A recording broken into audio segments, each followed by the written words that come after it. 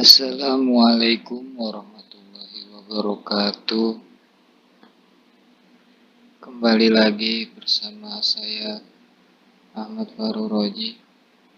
Dalam kesempatan kali ini saya akan memberikan penjelasan mengenai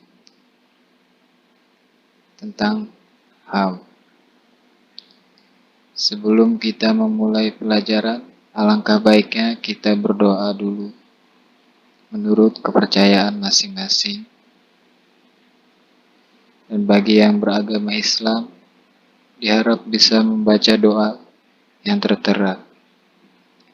Bismillahirrahmanirrahim. Raditu billahi rabban wa bil islami dinaw wa bi Muhammadin nabiyya wa rasula. Rabbi zidni ilman warzuqni fahman. Yang artinya, ya Allah, kami ridho Engkaulah sebagai Tuhanku, Islam sebagai agamaku, dan Nabi Muhammad sebagai Nabi dan Rasulku. Ya Allah, tambahkanlah kepadaku ilmu yang berkah dan bermanfaat, serta berikanlah aku pemahaman seperti Nabi Muhammad SAW.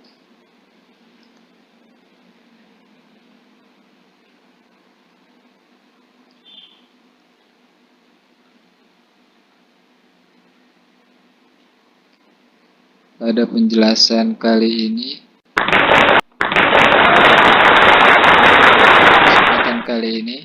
saya akan membawakan materi tentang kasus-kasus pelanggaran HAM dalam rangka perlindungan dan pemajuan HAM sesuai dengan nilai-nilai Pancasila dalam kehidupan bermasyarakat, berbangsa, dan bernegara.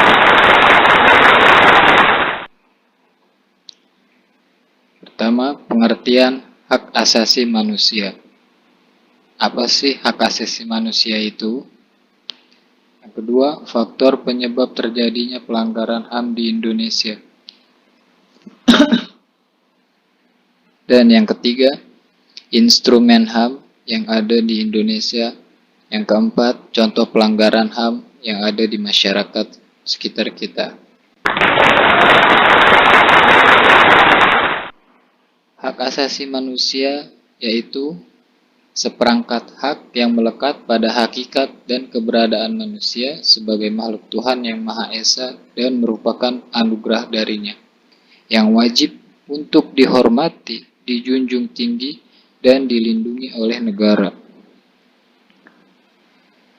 Dan setiap orang demi kehormatannya serta perlindungan harkat dan martabat manusia, serta kesetaraan bagi kita bersama.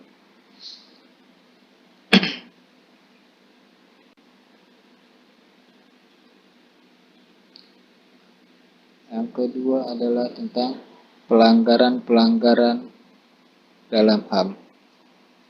Pengertian pelanggaran dalam HAM ini adalah pelanggaran merupakan suatu perbuatan yang bersifat melawan, yang hukumnya baru dapat diketahui setelah undang-undang yang menentukan hal demikian tersebut.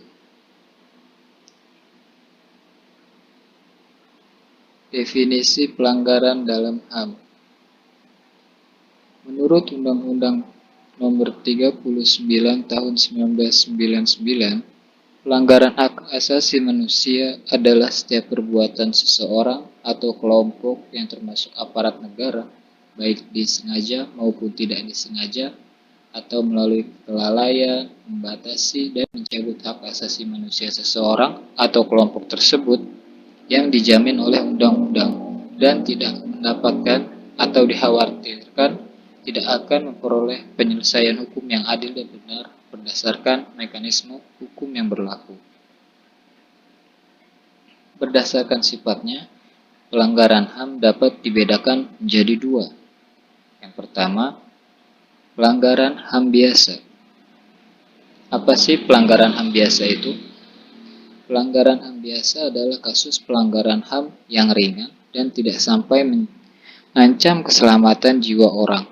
Namun, ini masih bisa dikatakan dalam kategori berbahaya apabila terjadi dalam jangka waktu yang lama Seperti beberapa contoh pelanggaran HAM ringan adalah pencemaran lingkungan yang dilakukan secara sengaja ataupun tidak sengaja, karena itu akan berakibat merusak ekosistem yang ada. Lalu contoh lainnya seperti penggunaan bahan berbahaya pada bahan makanan yang disengaja ataupun tidak disengaja. Itu bisa mengakibatkan keracunan bagi yang makan, dan yang paling berbahaya bisa membuat orang yang makan makanan yang terbuat dari bahan-bahan berbahaya tersebut bisa meninggal dunia. Yang kedua, contoh apa sih pelanggaran HAM berat? Pelanggaran HAM berat adalah pelanggaran HAM yang mengancam nyawa manusia, seperti pembunuhan, penganiayaan, perampokan, perbudakan, atau penyanderaan. Menurut Undang-Undang Republik Indonesia Nomor 26 Tahun 2000 tentang Pengadilan HAM, pelanggaran HAM berat dapat diklasifikasikan menjadi dua, yaitu 1. Seperti kejahatan genosida. Apa itu kejahatan genosida?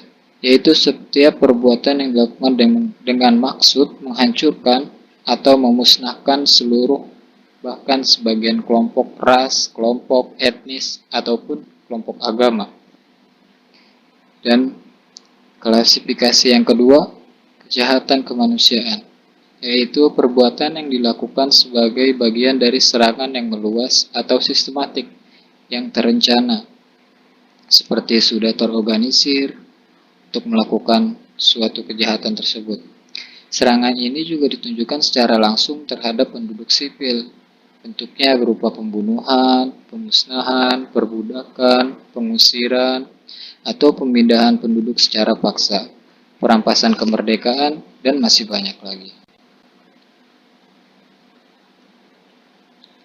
Contoh pelanggaran kasus HAM yang ada di Indonesia. Pertama, seperti contohnya kelalaian puskesmas dalam memberikan vitamin kadaluarsa kepada seorang ibu hamil. Ini terjadi pada 23 Agustus yang lalu. Seorang ibu hamil yang berinisial dengan N diduga diberi vitamin kadaluarsa oleh salah satu pihak puskesmas yang berada di Jakarta tersebut. Sang ibu diberi 3 jenis obat yang sama dan salah satu vitaminnya diduga telah melewati tanggal kadaluarsa, yaitu pada tanggal expirednya April 2019. Setelah mengkonsumsi vitamin tersebut, sang ibu mengalami mual-mual, muntah, hingga perutnya kesakitan. Hal ini tentu akan berakibat fatal kepada sang ibu dan juga janin yang ada di dalam perut sang ibu. Ini juga bisa dimasukkan ke dalam kategori HAM berat karena sudah masuk bersifat mengancam nyawa manusia. Contoh yang kedua ada seperti pemberian vaksin kosong ke warga Pluit di daerah Jakarta Utara. Berdasarkan laporan, seorang perawat berinisial EO ditetapkan sebagai tersangka karena telah menyuntikkan vaksin kosong kepada sejumlah warga di Pluit. Kejadian ini sempat viral di masyarakat pada bulan Agustus lalu. Kelalaiannya ini dinyatakan telah melanggar Undang-Undang Nomor 4 Tahun 1984 tentang wabah dan penyakit menular. Di Indonesia juga terdapat kasus pelanggaran HAM berat, seperti tragedi Trisakti pada tanggal 12 Mei tahun 1998 yang melibatkan mahasiswa yang berdemonstrasi menuntut Presiden Soeharto untuk turun dari jabatannya. Para mahasiswa ini bentrok dengan para aparat yang hendak ingin membubarkan massa demonstrasi. Akibatnya, 4 orang mahasiswa meninggal dunia akibat kebrutalan tersebut, yang dimana mereka adalah Hafidin Royan, Elang Mulia Lesmana, Hertanto, dan juga Hendriawan SI. Contoh yang kedua yang mungkin banyak orang ketahui dan juga lazim untuk lumrah untuk telah kita dengar, yaitu kasus pembunuhan Munir Said Thalib.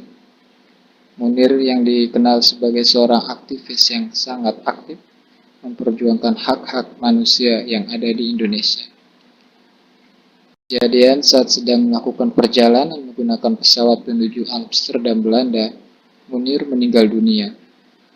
Menurut uji forensik dari kepolisian Belanda, terdapat jejak senyawa arsenikum dalam proses otopsi. Munir diduga meninggal karena diracun oleh seseorang, entah siapa, dan masih belum terungkap sampai saat ini. Kematian Munir ini diduga karena ada pihak yang tidak suka terhadap kritik yang telah diberikan Munir kepada pemerintah.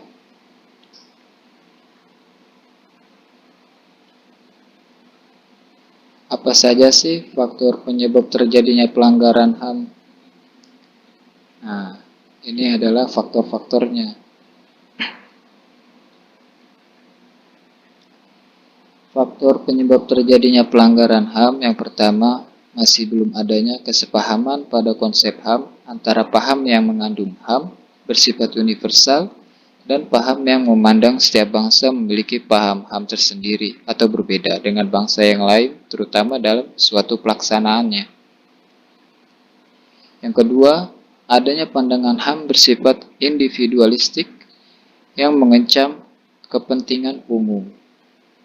Yang ketiga, kurang berfungsinya lembaga-lembaga penegak hukum seperti polisi, jaksa, hakim, pengadilan, dan lain-lain, sehingga membuat terjadinya pelanggaran HAM sampai saat ini masih banyak. Dan yang terakhir adalah masih belum merata tentang pemahaman HAM ini, baik di kalangan sipil maupun di kalangan militer. Berikut adalah beberapa contoh gambar dari kasus pelanggaran HAM.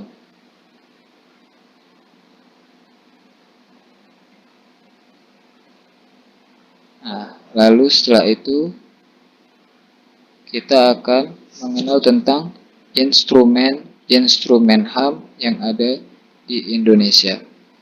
Yang pertama adalah Pancasila. Yang kedua, pengakuan dan jaminan pelindungan HAM tercermin dalam nilai-nilai setiap dari sila-sila Pancasila. Yang pertama seperti nilai ketuhanan, kemanusiaan, persatuan, kerakyatan, dan keadilan sosial. Selanjutnya ada Undang-Undang Negara Republik Indonesia tahun 1945. Dan lagi, sebagai landasan konstitusional, Undang-Undang Republik Indonesia tahun 1945 setelah amandemen pada bab 10A memuat secara khusus dalam satu bab tersendiri tentang HAM yang diuraikan dalam pasal 28A sampai J. Selanjutnya ada ketetapan MPR nomor 17 tahun 1998 tentang hak asasi manusia. Lalu ada Undang-Undang nomor 39 tahun 1999 tentang hak asasi manusia. Dan juga Undang-Undang nomor 26 tahun 2000 tentang pengadilan hak asasi manusia.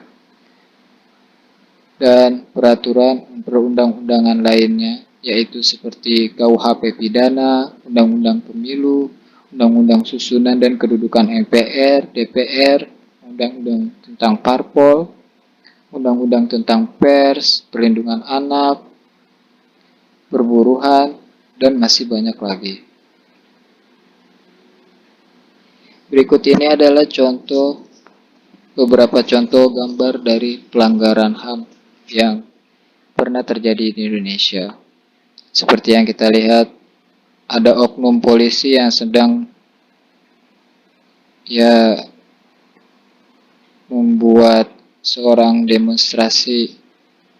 mengamankan seorang demonstrasi dengan cara yang kurang baik.